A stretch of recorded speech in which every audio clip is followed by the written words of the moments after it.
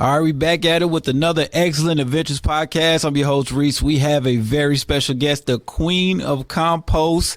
This lady just knows what to do when it comes to like small space gardening. She's got chickens. I see you got quail. That's the next thing on my to-do list is to get some quail. Without further ado, let's go ahead and introduce Miss Asia P, coming to you live all the way from the Yellow Door Urban Homestead. What's up, Miss Lady? Are you in the Maryland, Virginia area? I'm in Virginia. Okay. Yeah.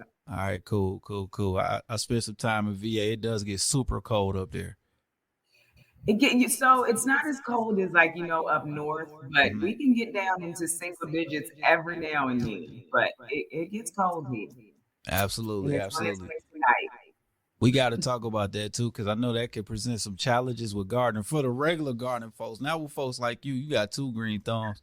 Let's talk about it. Like, when did you first get into gardening, and what came first, the chicken or the plants?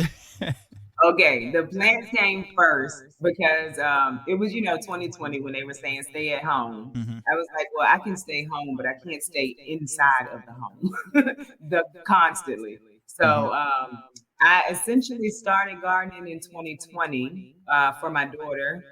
She eats very healthy and I do not. So when I go to the grocery store, I don't think to, pick up certain random vegetables. So I was like, oh, we can do that together.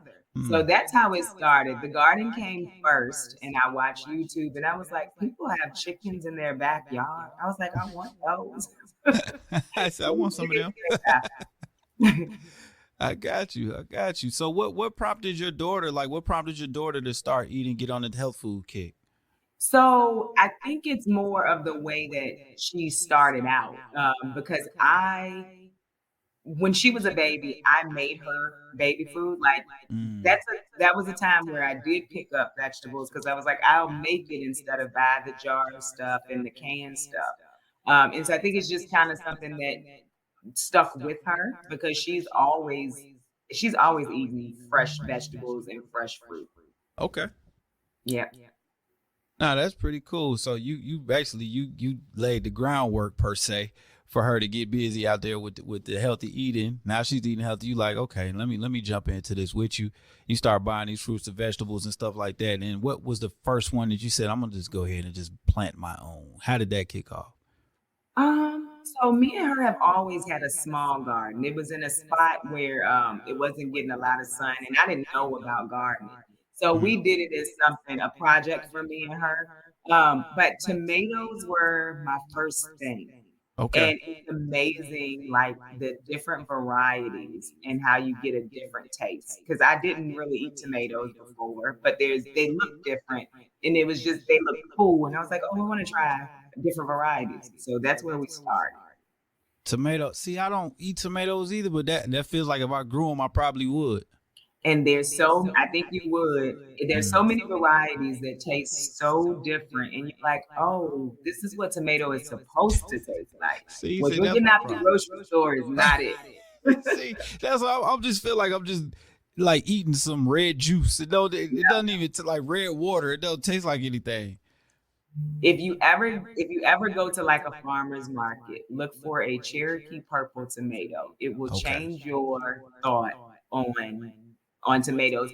And so we think what we get out the store, it's like this acidic juice, essentially, is what it tastes like. But there are sweet tomatoes. There are tomatoes that don't have the acidity. Like, you gotta try a different tomato that's not from the store. Okay, so you said purple Cherokee tomato? Purple Cherokee, yeah. Okay, now I feel like I know something. This is what this podcast is for. I feel like I can tell somebody something. Let me mark the time on this. Yeah, it'll change your mind.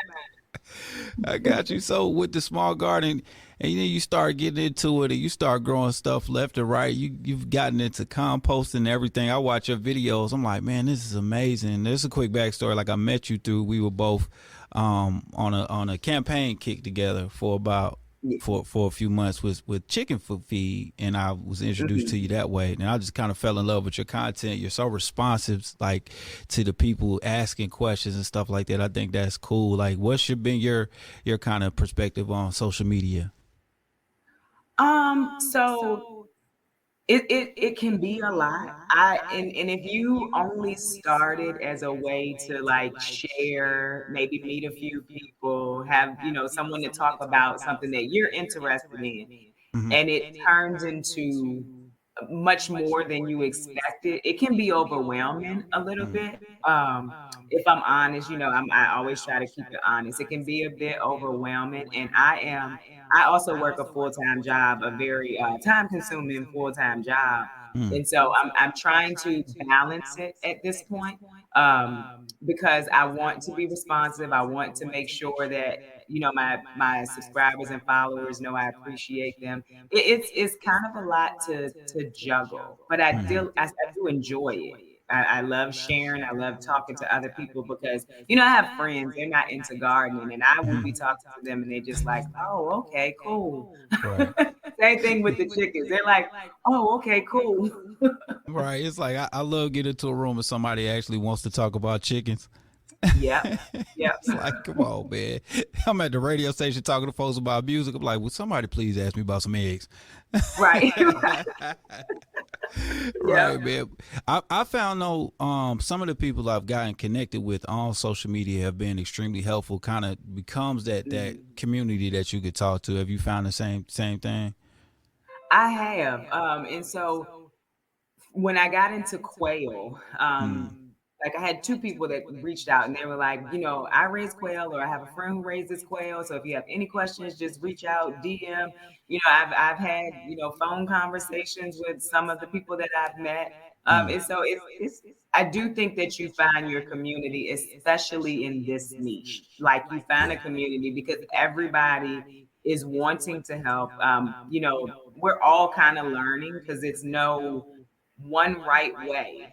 And so I think that you definitely find a community within the gardening and homesteading community.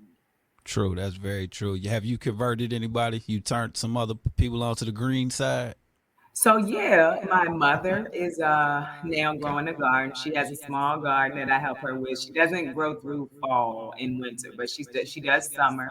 My aunt grew tomatoes in a pot for the first time this year.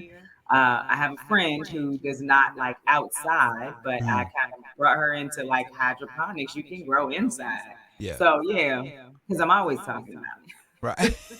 That's the Always. move. But I think that's a really good way to kind of share your experiences and get people on a different side of health kick as well as just being self-sufficient because you never know. We had that shutdown. Nobody was expecting that. Like nobody thought we wouldn't be able to go to a grocery store. You know what I'm saying? Yeah, that's true. I mean, and that was a whole little situation. Like going to the grocery store and not being able to get more than one or two packs of meat. That was a situation. So Mm-hmm. that's kind of what made me say, okay, quail, because for me in my space, it's a sustainable way to have meat. So yeah. Gotcha. That makes plenty of sense. A whole lot. You got chickens too. I see you got some beautiful chickens. I see your copper Moran started laying. You got some nice egg coloration. I was so Congratulations on that. excited. Thank you. I was so excited. I was like, oh, because we have black sex links and Hmm. it's actually a majestic moraine. I just And got one of those. a majestic one. Oh yeah. Hmm. I like my daughter kept saying, I'm pretty sure that's the same chicken. That's a black sex link. I was like, it better not be because it's Right. supposed to lay a different color egg. And it just took, I guess it took a while to start laying because the rest of them have been laying. Mm. And so when I saw that, I was so excited. I was like, oh, it is a majestic moraine. Right. No need to return. Right. Nah, that's cool. What was your cluck moment? That's the moment that you knew, okay, I am a garden lady. I'm a chicken mama. I'm really all the way in this thing. What was that moment that made you see that you really doing it? Okay. Honestly, I think it was there. I'm so sorry. No, you My good. daughter is coming home from school. It's cool. This I'm is real. sorry. This is a real life podcast, so those things happen. Okay, good. So I'm like, there's so much going on in here right now. Um, I think it was when and I essentially had already had them. I was already raising them. But honestly, it was when I was able to supply like my mom and my sister with eggs. And I Mm. was like, oh, this is like I can help other people Even though it's not a large group of people, I still have the ability to help. And I was like, yeah, I'm doing this. I feel like I'm always gonna have chickens. And they're so, I don't know, they have personalities. And They you do. wouldn't think that. And they've also started to be like, well, it's been a while now because I've had them for what, almost 2 years. So they're used to me and they come up to me and I'm like, how do they even know this? They know that when I come in here, I'm going to throw some treats. Or if I get down to check the quail, they're all right there. And I'm like, I think they like me. I think they do too. I see some of your videos. You like, look at my stalkers. They so annoying. They are stalkers, but at the same time, it's like, I think they realize that, like, I'm here for them. It Absolutely. sounds I so mean, weird, but we yeah. had a Purina scientist. He was saying that they could recognize up to 100 faces. So Oh, they definitely know you or your daughter. They know y'all. okay, cool. I did not know that. That's one thing I didn't do a lot of when I got them either was research. Mm. So I'm still learning them every day. I'm still learning them. We all are. What's some things recently that you learned that you picked up on the chicken, and then we'll talk about the quail next too, because I want to get into that. And I know some people will find that interesting. So, what's some things you learned recently about chickens? So but first of all, the malting thing, it always makes me nervous, always. Mm-hmm. And so I'm getting more comfortable with because I'm like, I'm sure it's a malt, but it could be something else. So then I Mm-hmm. start reading books. And I mean, it's just normal. The malt is normal, and I don't have to worry about it every year. Because last year was the first time the older chickens malted, and I was so Mm-hmm. worried. And then my Brahma, who seems to be much more fragile than the Mm-hmm. rest of them. She started malting already this year, and I was like, "Well, nobody else is malting, and it's a malt." Yeah. So I'm learning that like you don't have to be so I guess helicopter with them. Yeah, You helicopter like chicken helicopter mom. chicken mom with Uh-huh. them because they're very hardy, you know. And when I originally got them, I was like, how am I gonna keep them warm Mm-hmm. in the winter? And with the community on YouTube, they were like, you don't need to do much. Mm-hmm. Just they were like, maybe give them a little scratch frame, put a little bit of extra bedding, and they were fine. Yeah. So just learning every day that, and I think because there's so much information out, in social media, and people do different things, doesn't mean it's right or wrong, but you have to learn what works for your area. So I've Right. just learned that I don't have to be helicopter with them. No, that's real. Like I practiced that deep litter method this last winter. It got really cold here in Georgia for some reason. Now our really cold is way different than like a Maine's really cold. They talking like below 30. Our really cold, it is freezing temperatures, but it's not anything, too daunting. So we just put a little wrap around the bottom of the coop so the wind wouldn't blow through too heavy. We gave them some extra bedding and they were fine. We didn't need any extra heat source and anything like that. So, and I know those lamps get dangerous, so y'all stay away from those. Oh yeah, But I don't use the lamps at all. mhm. I don't even use the lamps for brooding anymore. Hmm. I just Yeah, I see it use a plate. yep, that's what Yeah, I'm using. yeah, we use a plate too. Shout out to Chick Cozy, they sent us a plate, so we about to get busy with that thing. I think I'm gonna do my first winter like brood. I'm gonna raise something. I don't know what it. I know it won't be ducks. I'm gonna tell you that. Okay. I did Do you ducks. have ducks now too? Yes, I have You ducks. do I have I ducks. love the ducks, but the ducks are so messy. Oh yeah, I've heard that. I have Yeah, heard. they are messy. They are like they grow really fast. They're super like really adorable. You can't have a bad day with being sitting in there with them, right? Oh yeah. But they messy, man. They make mud everywhere. I put a little kiddie pool in there. 10 minutes later, full of mud. Oh wow. And I'm not duck bashing all my duck folks. I'm just saying it Right. ain't. It's not my favorite. Okay. But I do want to talk about the quail. Then I want to get into the gardening and the composting and stuff like the quail. How did you get into that? Like, talk to me. So, okay, I got into it essentially because I was like, I would like a meat source. Like, I have vegetables, I have fruit, but I want a meat source. Hmm.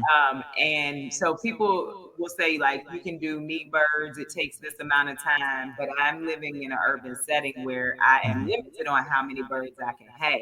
Yeah, you can't have Um, 100 chickens back there. Correct. And so the chickens that I do have, I mean, for us, they are pets and we use them for eggs. So of course, I don't want to use them as a meat source. So Right. I just started looking. Originally, I was like, okay, rabbits. But then as I did the research, I was like, I'm not sure when it's time to process, I would be able to do that. They're too cute. Right. It's like, how can I do that? And so I just started watching more YouTube videos, and I came across My Shire Farm, and he explains things well, he shows it well, and I said, I think this could be our meat source. Mm. In all honesty, like hatching them, originally it was the struggle, and I was like, I'm never gonna get a flock. If you don't have a flock, you don't have eggs, you can't hatch. So that took a while to get used to and figure it out, but they mature in 8 weeks. Like you can process in 8 weeks, and so that's like it takes 21 days for them to hatch, and then they mature in 8 weeks. So you're looking at what, maybe 12 weeks, and then you are processing. Mm-hmm. And they lay a lot. Excuse me. So you always have egg production. And then they're small, so you can have a good amount of them in a small space. Gotcha. And so that means you're going to get more eggs. So I said, I think this is what we're going to go with. And that's what we went with. And so far, it's been pretty easy. I have 5 total, 1 male, 4 female, and that's how I'm keeping it going. I'm brooding some now. We hatched out 14. We have 13 now. We lost Hold one. on now. Let me find out you a professional hatcher now. That's not Right. easy to do now. Right. And I was so excited because I have failed at hatching probably 3 or 4 times. And when I say failed, like they hatched, but then they started to die. And I realized that's because I didn't leave them in the incubator long enough. So I'm learning every day. And it gives us something new to eat. It's not new to us now, that we wouldn't eat on a normal basis because you're not walking in the grocery store in an urban area Right. anyway, finding quail. Right. All Yeah. right. So how you processing these quail now? You doing it yourself? Are you taking it to a local butcher? What we doing? I'm doing it myself. Okay. Yeah, I'm doing it Okay. myself. I watched a lot of videos, and I actually there is I think her name on Instagram is Homemade on the Homestead, Handmade on the Homestead. She Okay. lives near me, and so she had a processing class for turkeys, and I said, if I can do a turkey, I can do the quail. I already Yeah. had the quail at that point though. I was I like, got you. if I'm gonna do it, so I went to one of her processing classes, and it doesn't ever get easier, but you do understand why, and you know how they were taken care of and things like that. So it never gets easier, Mhm. but I am processing them myself. Okay. I get that. So it doesn't get easier to take them out per se, but you know why you're doing it. Correct. Right. And you know that they, were taken care of. You Mhm. know their circumstances. You gave them a good life, and then Mhm. you appreciate them, as you do it. But it doesn't get easier. People ask that question all the Yeah. time, like, is it easy? And I'm like, no, it never Yeah, gets easy. I think you harder than me. I'm too soft. I can't do it. I got to figure it out. I want to Right. do that. Like I'm excited about it. I was talking about maybe getting some turkey this year, early this year, raising them, having fresh turkeys for my family. You know, we got a few different houses doing meals and stuff like that. Man, I'm out there kicking it with a turkey, and I was like, yeah, I'm definitely too soft for this. I Right. can't I'm do not it. gonna be doing that. I'm not I gonna don't be think doing I can do it. But I can appreciate like the stuff that you post and kind of keeping people abreast of what's going on, no pun intended, you know what I mean? And then like you said, you took a class and they were able to kind of, put you in the right direction as well. I interviewed Naya Matthews Brown, and she did the same thing. Like she does classes with her gardening and stuff like that. And she Okay. has a small homestead out this way. It's bigger than mine, but she has a something out this way, and they kind of teach. So that community is really really helpful, and it helps you get to the purpose quick. Yeah, I think that everybody is most of the time willing to share, willing to teach. And I think Hmm. that's where, honestly, I feel like if we all kind of went back to that, it Hmm. like some of the health issues and things like that wouldn't be a thing. But you know, it's a lot of work too. Yeah. So when you start growing your own food, whether it's vegetables or meat, it can be a lot of work too. That's true. That's true. It is worth it though. I will say It that. is. Like even all the work I'm gonna do every morning with them animals, it's still worth it. You get a lot out of it. Even like the mental health benefits. Let's talk about that before we get into the gardening. Like how has that helped you, if any at all, mental health wise with gardening and with raising your own livestock or poultry? I say it all the time. I will be in the garden by myself. Like I come to realizations. Come to peace with things. Just being out in the garden, and I'm literally working, like physically working, but it doesn't feel like it. And like the peace that you get just from being out there, you get grounded. I'm trying to work on walking with no shoes on out there. I'm not doing well with it yet, but Me neither. You're not alone. I can't do it yeah, yet. with your feet, to the ground and to the soil. I'm working on it, but Yeah, I was raised. Put some shoes on before you go out the house. I still hear my grandma saying that in my head, so it's right, hard. right. But it's a experience of it also helps you with I guess like what do you say? I'm sorry, I'm drawing a blank for some reason. Anyway, with being proud of the things that you do, like you started out with a tiny seed and you actually grew food from it, so it Yeah. helps to be confident and proud of yourself too. Gardening gives a lot outside of just the food that you eat. Mm. Let's talk about it. Since you brought it up, we gonna go all the way into it with gardening. You have some very lush fruits and vegetables out there. I see these big old. I don't know exactly what everything is, but I see cabbage and all types of stuff. Let's Mm, talk about kind of. It's getting colder. What are you growing now? How are you growing it? And then I also want to talk about your hydroponic system because I saw you kind of getting into that recently too. okay. So right now, the cold hardy vegetables, so brassicas, broccoli, cabbage, collards, kale, kohlrabi, which is my absolute favorite fall vegetable to grow. Um, what else is out there? Swiss chard is out there, radishes, beets. I'm not very good at growing those. Mm. Turnips, rutabaga. That's all out there. Oh, and I'm growing, well, I'll be picking it tonight, but for the first time, I successfully grew ginger from like a piece of ginger from the store. So I'm so Hey, turn excited up. to harvest that tonight. So Cool. So you got some spices and everything out there. I heard you talk about growing that ginger and sprouting it and stuff.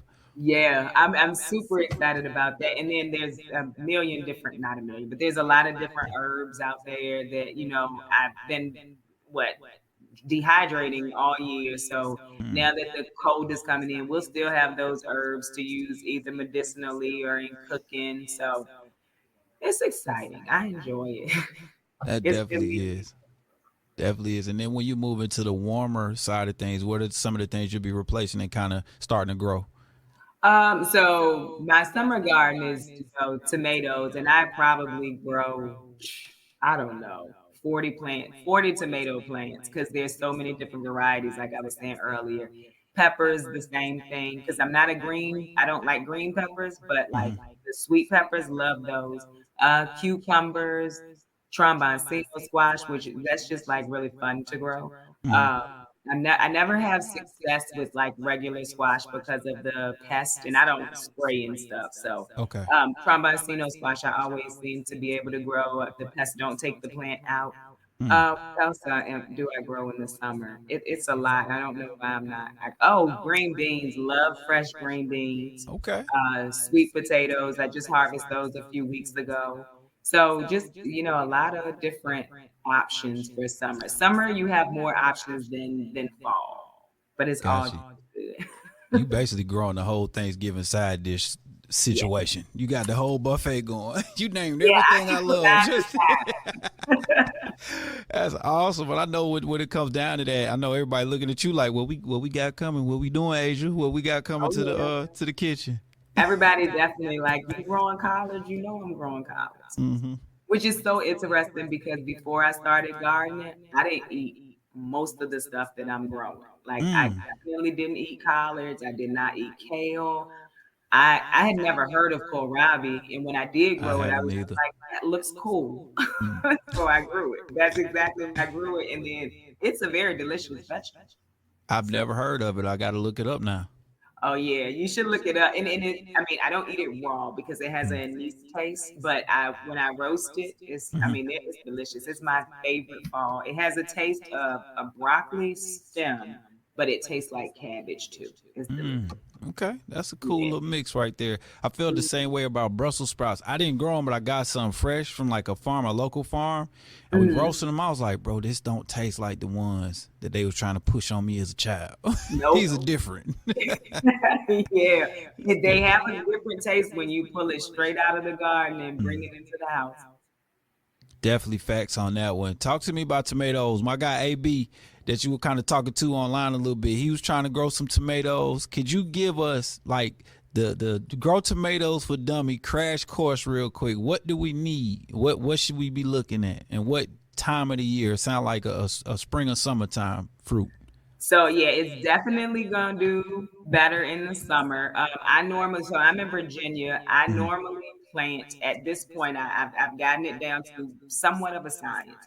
I plant in the first or second week of May, and it's gonna depend on your growing area and your first frost and last frost. Mm. Um, but for me, honestly, I grow them in bags. And so that's where the way you can kind of keep the moisture controlled, you can keep the nutrients controlled. But I Okay. mean, you can grow it however. I've had my biggest success growing in bags and also keeping it to 1 liter, Okay. because you have two different types of tomatoes. Basic ones is a indeterminate and a determinate. A determinate is going to grow to a certain height and give you tomatoes. An indeterminate is just going to keep growing. I mean, like they can grow to like 15 feet. They can get really, Yikes. Okay. really tall. Yeah. And so I always grow indeterminate because that'll keep me in tomatoes for the whole summer. But then Mhm. you have to have a way to stake it, or it's just going to kind of run out all over the ground. But I have my success in growing it in bags. Tomatoes like to have, I think it's phosphorus. And so, Mm. like bone meal and things like that, or just a balanced feed, and they're going to keep growing. The only thing is they are very prone to disease, so like Okay. blight and things like that. But also with tomatoes, you can pull off the lower leaves, and it'll just keep growing at the top. So, Okay. yeah. Okay. Kind of like a pruning situation. I'll do some at the Mhm. bottom, it'll keep going up. Yep, and then I always pull off what they call the suckers that because a tomato will just keep growing new plants out of that one stem. Mm. But I always pull them off mostly because of the area I'm in, and we get humid, and like I Mm. said, they get disease from the heat and moisture. So Okay. All right, cool. I'm sure you got videos somewhere about this stuff on your YouTube and IG. So we're yeah. gonna send them there for more details. But I appreciate that crash course right there. If I was just getting started and growing something, what is something that might be kind of fun? I might see, because you know how it is. We see a little success that we gonna keep going. What might be something that might be fun and I may possibly get some success early with to get me going? So at this time of year, it's gonna be radishes. Mm. Radishes, I think I posted about this a few days ago, maybe. Radishes can produce within like between 20-30 days. Mm. And it does not take a lot. Like they don't need a lot of fertilizer and they don't need a lot of care. You can literally put the seed in the ground. Long as you keep the soil moist, they're gonna grow. That is what I would tell someone if like right now they're saying, I want a garden, it's getting cold, what should I do? Radishes. And you will Okay. grow them so quickly. I roast them, don't eat them raw. But Mhm. yeah. That's what's up. So radishes to get us. That's our starter veggie. Yes, radishes will get you, and if you're, starting in fall, Mhm. radishes will get you to become a gardener. That's what's up. All right, cool. So now I know we're gonna start our garden with radishes. Yes. All And right. that's another one that has so many different varieties. When all we see in the store is the little red ones, but Mm-hmm. there's so many different types of radishes too. That's what's up. What was the most challenging thing that you've grown so far? It's got to be watermelon, except I still haven't grown it. Talk to me about this I rascally plant it. watermelon. I plant it every year, and I never actually get a watermelon. So I'm going this year. In the off season, I'm going to do some research. I'm not sure if I'm not watering enough, or Mhm. if I don't have all of the nutrients. But I Gotcha. literally never grow it. That's my challenge in vegetable and Okay. beets for whatever reason. They're planted now. I'm probably not going to get it. We gonna pray for your watermelons at least. Appreciate All right, cool. Now we see the skin is glowing. Is this courtesy of these loofas you grown? I didn't know loofah was a real plant. I thought it was just something I got on Amazon or from the store. You growing face washes. Yeah, yeah, yeah. So face washes, sponges to clean things with loofah, they don't taste delicious in my opinion because they are also edible. If you get them small, if you harvest them small, they're edible. And I tried it; it was not for me. But yeah, I'm growing loofah. That's one of those exciting ones. It's just fun to grow, but also it's useful because I think they're so fun to grow. Those will be picked tonight too, or they'll Okay. be done in the falls. But yeah, I am growing those. So I use them for my body and to like clean the house. You can use it for eye. Mm. So that was that challenging to grow too, loofah. So I have not had an issue with loofah.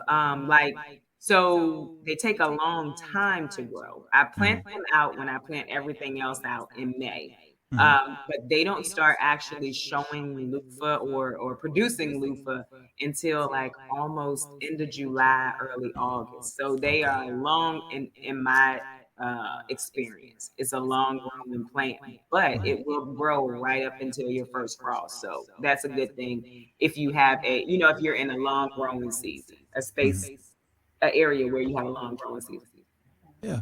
Now you've named about 433 things that you've grown, right? And I'm excited because you're also a small space homesteader. So it's not like you own 15 acres out there. You growing all this stuff either your backyard or in bags or in your kitchen or using your hydroponics. Tell people like they don't like if you could just give somebody words of encouragement that may be in an apartment or may just be in a townhome or something like that. Yeah, so I always say if you can grow it in the ground, you can grow it in a pot, a bag, or a container. Mm. And that's like a tote, grow bags. You can grow it, and I think people think that you need like sun all day long. When they say full sun, they're talking like 6 to 8 hours. Mm. And so if you can grow it in the ground, you can more than likely grow it in a pot. And I say give it a chance, give it a try. Like get one tomato start from the store, and then I think people also sometimes think you got to start big and you don't. By the time that you get to like what my backyard looks like, it's been 3 years. Mm-hmm. So just start wherever you can with the amount of space you have and just go for it.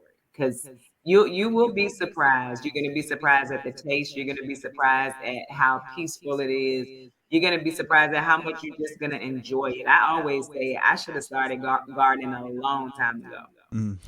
But we glad you're doing it now, sharing your journey with us. Like that's how, like I said, we got to meet you, and Mhm. you got me excited, ready to grow some stuff. You like part of the community too, man. So we appreciate everything you're doing and sharing with the world. Oh, you're welcome. I appreciate you having me today. For sure, you and your daughter keep making the videos. Y'all be having us cracking up. Yeah, she's sitting here now. That's definitely what's up, man. Thank you again for joining the show. I think you kind of gave us everything, like as much as you could give us. I want everybody to follow you. Tell them where to find you on social media too. Okay, so on Instagram, I am at Miss, and that's MS Asia ASIA Spratley SPRATLEY. On Instagram, and then on YouTube, I am at Yellow Door Urban Homestead. That's what's up. All right, if you had, just say you were able to live your dream and just get a big old farm and just could grow anything. If you had to pick one thing that you had to grow, what would that one thing be? Potatoes. Potatoes. Yes. I Okay. absolutely like potatoes is one of those things. It's you're digging up treasure every time you dig 'em. And so you I like would to dig too. Yeah, I I do. see you out there. I see you. I You got got your little headlamp on, and then I see you. yeah. It would be potatoes. That's what I would grow. That's definitely what's up. All right, and if you could pick one chicken type of chicken you could get, like you had a bunch of chickens you can get, you could just pick one, what would it be? What breed would it be? I think it would be the majestic meringue. And maybe because I'm on a high from the new eggs. I don't know. Yeah. But I think it would be the majestic meringue. That's what's up. All right, so we got potatoes and majestic meringues in your future. We're gonna speak it into existence. We appreciate you, Mama. Oh yeah. All right. Thank you. You're welcome. It's been another excellent adventure. Make sure y'all check out the Yellow Door Urban Homestead too, online across all social media platforms. We gone. Welcome to Eggcellent Adventures, where I, your host Reec Sweeney, take a step away from my duties as a radio and TV personality and give you a first-hand look at my other love, backyard chickens and homesteading. Take a listen to conversations I have with others who are in farming, homesteading, and connected brands. And some of those conversations go a little like this. She does say I have too much, though. She says I have too many, but I don't think I have enough. The chicken math started mathing. Yep, it's never ending. I only started with like 4 laying hens. Now I have over 100 chickens and geese and quail. So the first question we ask everybody that comes on to the Eggcellent Adventures, what was your old cluck moment? The first thing that comes to mind is when the first time I got locked inside one of my own chicken coops. We talk about the highs, the lows, and everything in between. Now let's see who's on this episode of Eggcellent Adventures.